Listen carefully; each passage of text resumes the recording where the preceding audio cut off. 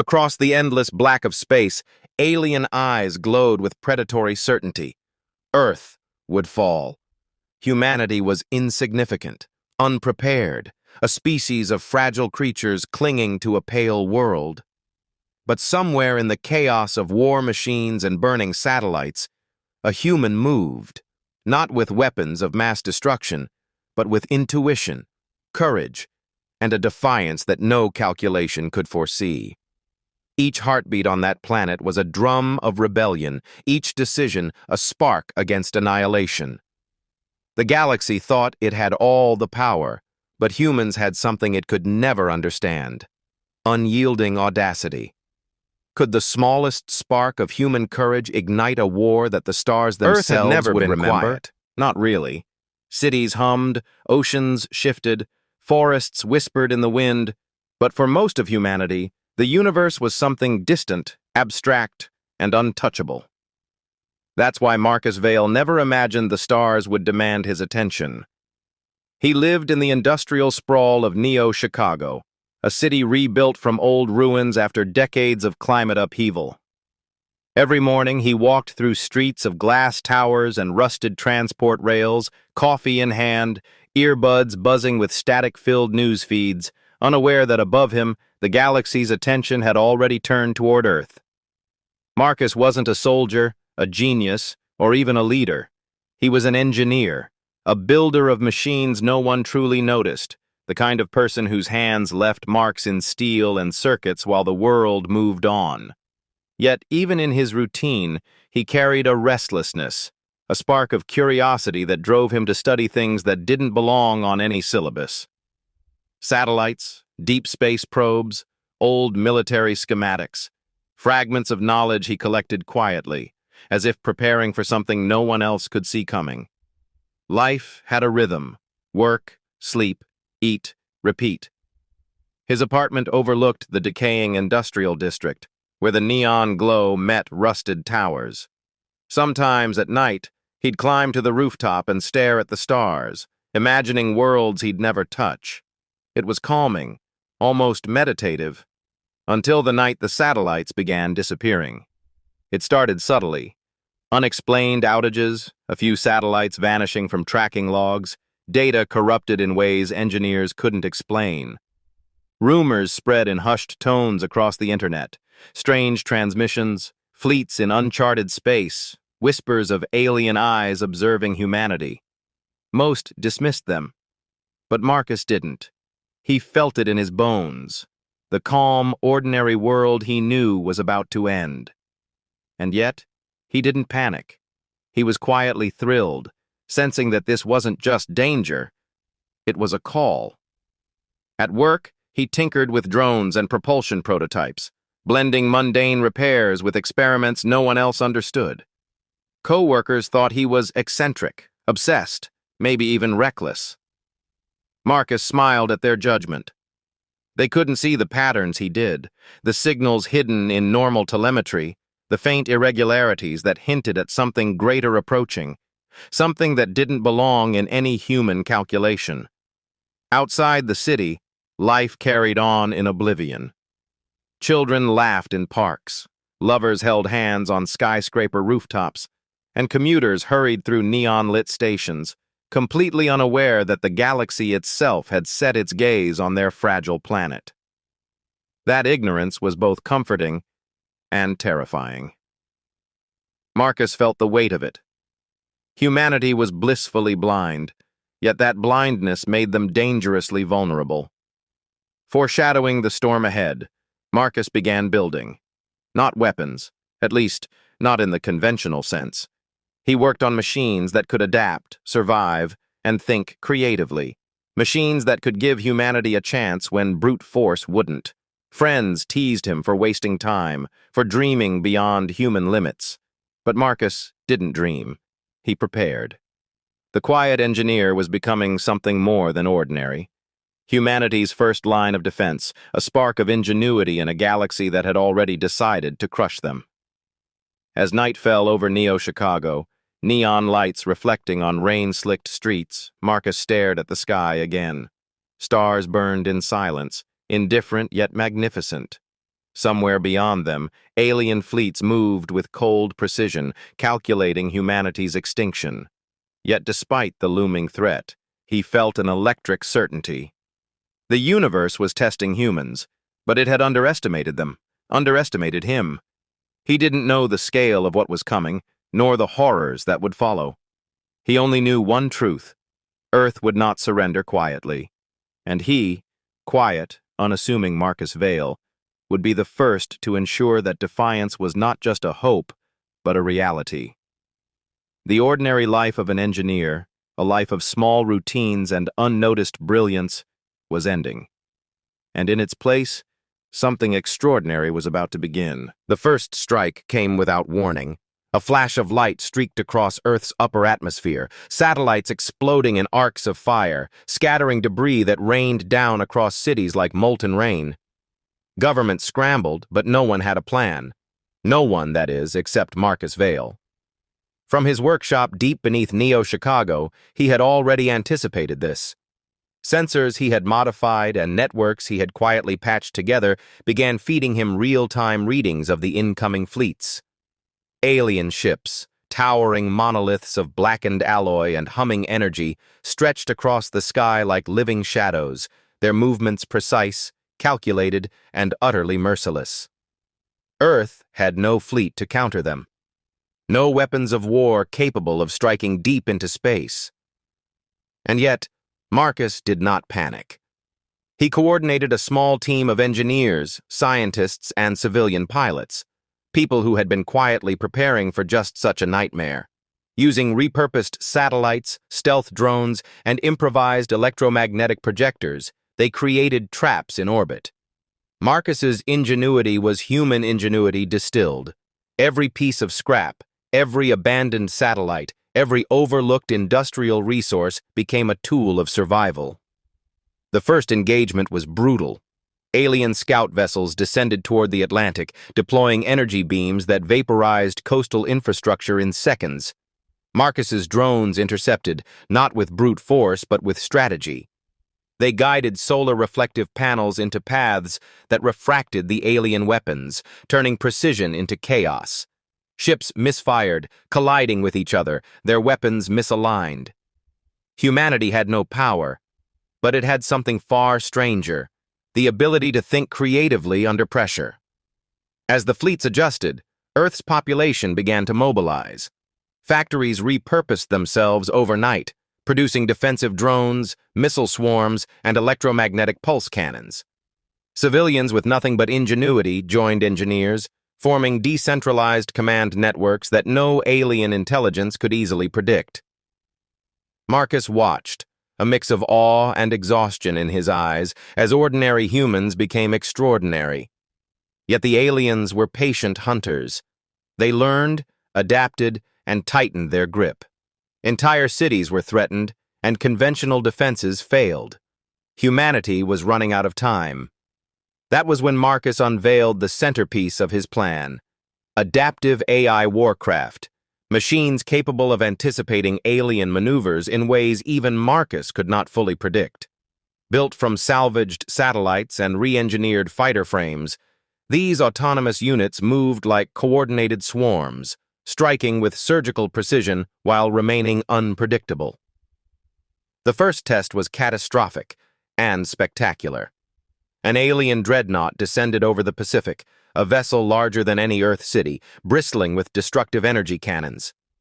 Marcus's drones and AI warcraft moved in waves, evading blasts and deploying improvised EMP bursts. The sky was a storm of fire and plasma, buildings trembling as shockwaves rippled across the oceans. The human fleet, tiny, fragile, and improvisational, danced through chaos, exploiting alien blind spots that only human intuition could identify. It worked. Not perfectly, but enough. The dreadnought was crippled, its weapons misaligned, its shields failing. Humanity had scored a victory. But Marcus knew better than to celebrate. The alien commanders would adapt faster than humans could rebuild. Each victory bought only moments. Each mistake could mean extinction. Marcus also faced a more insidious challenge: fear itself. Panic threatened to unravel Earth's efforts. Rumors of alien boarding parties, shadow fleets, and catastrophic planetary bombardments spread faster than reality. Civilians, desperate and terrified, began to riot or flee. Command networks struggled to maintain cohesion, relying on Marcus and a handful of calm voices to coordinate defense. One night, during a lull between attacks, Marcus stood on the rooftop of his ruined apartment complex, staring at the stars. The alien fleets had spread further, covering entire sectors of the sky, their movements deliberate and unfeeling. And yet, in the midst of overwhelming odds, he felt a surge of hope. Humanity had never been unified on this scale, never forced to innovate so completely, never pushed to rise beyond fear.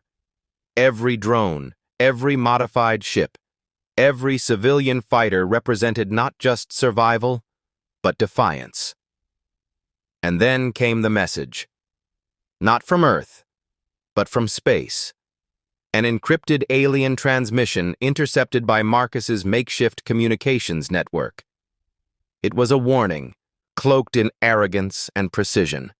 Surrender, or all life on your planet will end. The message carried the weight of inevitability, as if the universe itself had passed judgment. Marcus read it aloud to his team, then paused. "They think they've cornered us," he said quietly. "But they don't know humans." His words were simple, but they carried a conviction that spread like fire. Every engineer, every pilot, every civilian listening felt it. They weren't just fighting for survival. They were proving something the galaxy had refused to believe for millennia. The following days became a blur of strategic brilliance and terror. Human ingenuity reshaped warfare on a scale the galaxy had never imagined. Drones guided by Marcus's AI feinted attacks, drawing alien forces into traps built from nothing more than salvaged satellites and repurposed energy grids. Entire fleets were lured into gravitational anomalies where the aliens' size and rigidity became their weakness. Marcus coordinated every strike with meticulous timing, calculating the impossible with human intuition and audacity. But the aliens were relentless. Each victory came at a cost. Cities in ruins, millions displaced, entire oceans glowing with the fires of battle. Marcus watched families torn apart, entire communities sacrificed for the greater plan. His heart ached, but he knew hesitation would mean total annihilation. Humanity's survival depended on sacrifice and unflinching resolve. Then came the pivotal moment. An alien command vessel appeared in low orbit, its presence massive and suffocating, a shadow the size of a continent. All previous engagements had been tests. This was the true assault. Marcus's team scrambled, executing maneuvers they had rehearsed only in theory. The AI warcraft, the drones, the improvisational defenses, all moved as one, exploiting every flaw in alien strategy, dancing on the knife's edge between disaster and triumph. The sky ignited. Lasers lanced, shields flared, and human ingenuity collided with alien precision in a storm of fire and light. Marcus directed every maneuver, every trap, every desperate gamble. Time slowed as the drones weaved through barrages. The AI warcraft anticipated attacks faster than any human mind could. And in those moments, as the world trembled, humanity revealed its defining trait. Not raw power, not numbers, not even technology, but sheer audacity, courage, and the relentless drive to survive against impossible odds. The alien command vessel faltered. Its calculations, precise and cold, could not anticipate human creativity. Marcus seized the moment, initiating a coordinated strike that would decide the fate of the planet, or doom it entirely. And as the first blows landed, tearing through alien defenses, he whispered under his breath, "This is just the beginning." For Earth, the fight had only grown darker, larger, and more dangerous. But humanity had shown it could stand, adapt, and strike back. The galaxy had underestimated them, and that was its first mistake. And as alien vessels regrouped for a counterattack, Marcus's eyes burned with determination. The impossible was no longer a limit. It was a challenge. The alien command vessel hung over the planet like a black sun, its sheer size blotting out the stars and casting cities in an unnatural twilight. Every weapon humanity had deployed seemed insignificant beneath its vast hull. Marcus Vale's hands shook, not from fear, but from anticipation. This was the moment every calculation, every improvised drone, every sleepless night had been preparing for. The fate of Earth, of humanity itself, depended on the audacity he was about to unleash. Through the chaos, Marcus coordinated with every pilot, engineer, and AI unit still operational. Drones darted like lightning, weaving through enemy fire. Missiles guided by hacked alien targeting systems veered unpredictably, striking vital points. Humanity had no overwhelming numbers, no alien-grade technology, but it had creativity, unpredictability, and the sheer will to survive. He initiated the core plan, a synchronized strike using the planet itself as a weapon. Buried under centuries of infrastructure, Earth's old industrial reactors, seismic stabilizers, and orbital launch platforms were rigged in a delicate chain of energy pulses and gravitic feedback loops. One wrong move could level entire continents, but if executed perfectly, it could destabilize the alien vessel's mass enough to make it vulnerable. Time slowed. Every heartbeat counted. Every second, a decision. Marcus's voice echoed through encrypted channels. Now, execute on my mark. The first wave of drones collided with the command vessel, drawing its defensive fire. Marcus's AI warcraft anticipated the enemy's countermeasures, guiding missiles to strike weak points in shields. Explosions rippled across the hull, arcs of alien energy lancing the sky like ribbons of molten light. Human ingenuity danced between destruction and survival, exploiting flaws no one had ever imagined. Then the vessel responded. Massive energy beams lanced down to the surface, incinerating bridges, leveling city blocks.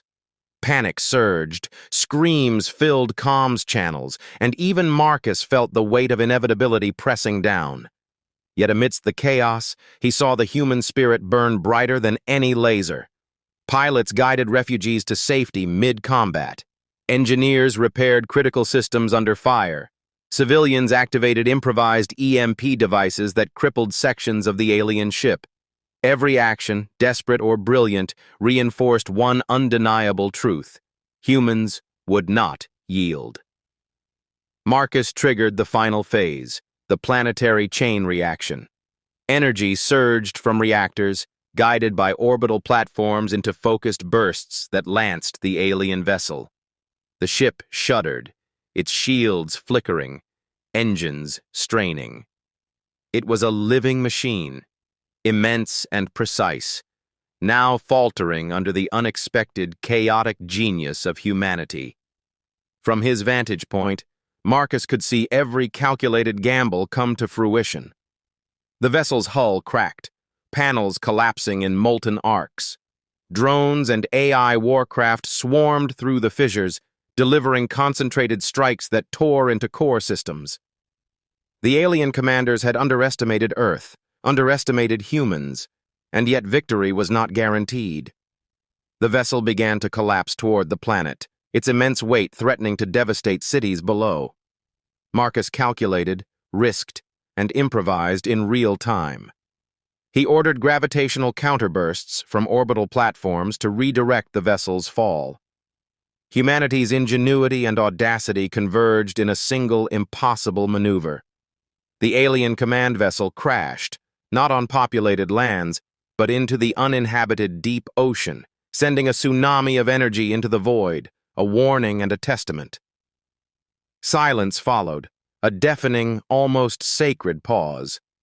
Smoke and debris hung over cities, fires reflected in rivers, yet people stepped into the ruins, alive, astonished, and triumphant. Marcus stood on the rooftop, eyes scanning the scarred horizon.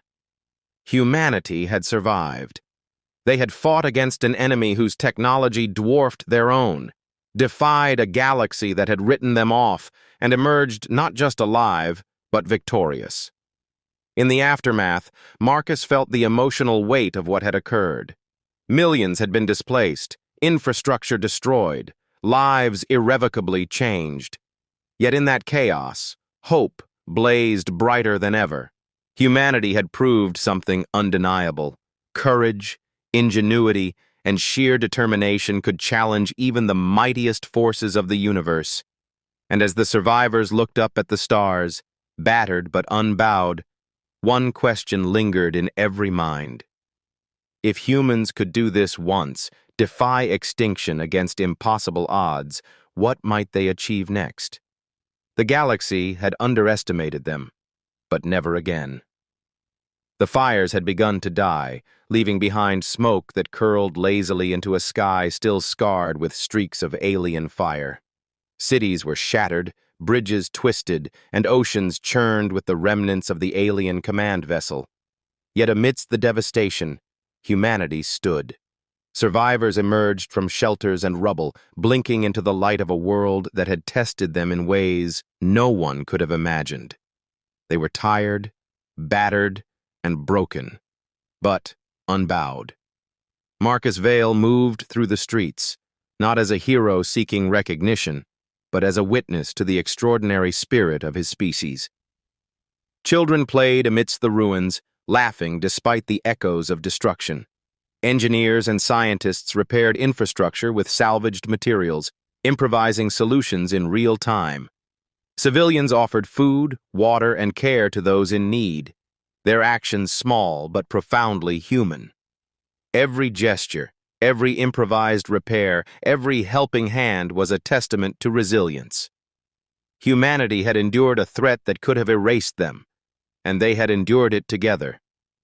Across the globe, the alien fleet had withdrawn, retreating to the far reaches of space. Communications intercepted by Marcus's network suggested confusion and dismay among their commanders. They had anticipated a swift conquest, a species that would kneel or vanish.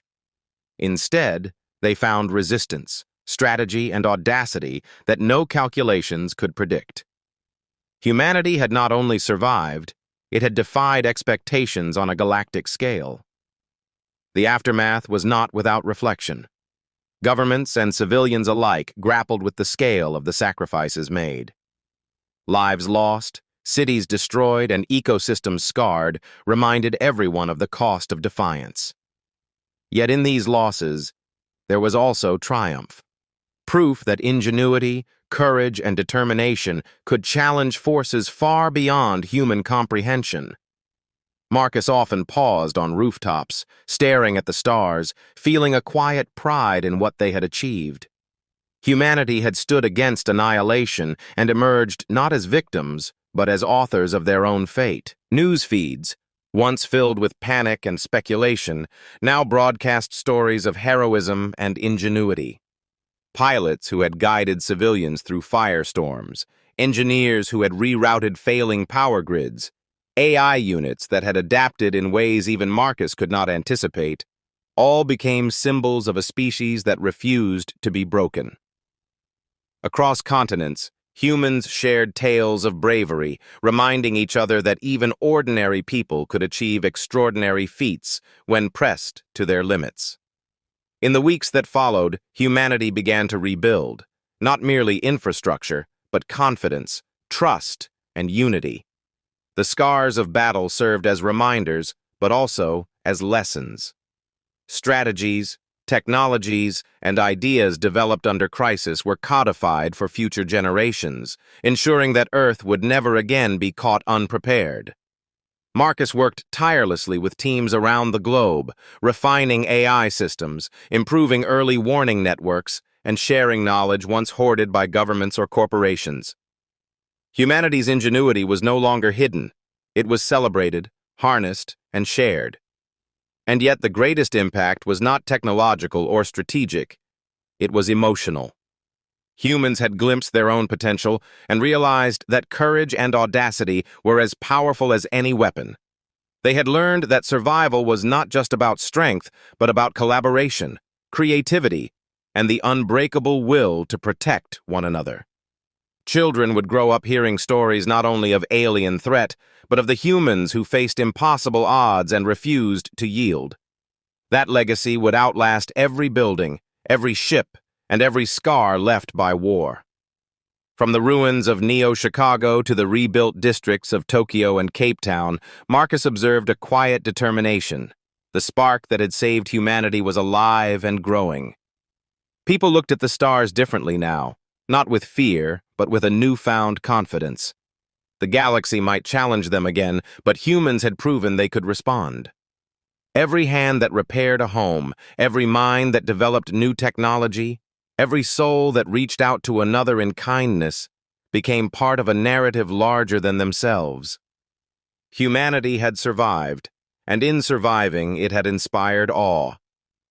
As Marcus gazed at the horizon, the sun breaking through lingering smoke, he realized the truth that had carried him through every impossible challenge. Humans were not merely fragile creatures clinging to a pale blue dot. They were inventive, resilient, and unyielding. Against impossible odds, they could change the course of the galaxy.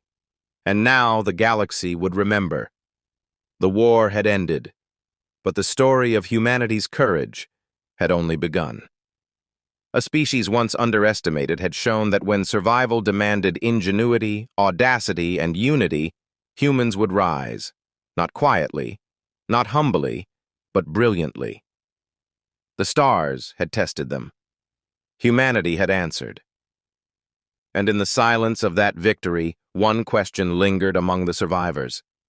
If humans could defy annihilation once, how far might they reach next?